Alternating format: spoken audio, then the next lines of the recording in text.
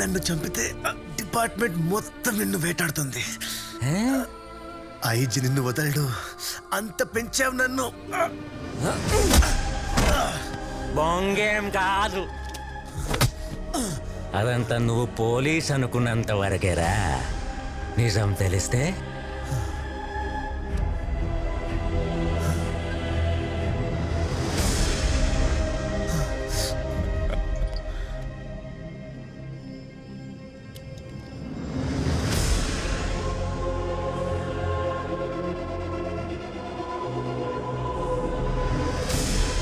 ఈ ఇన్ఫర్మేషనే నా ఇన్సూరెన్స్ రా.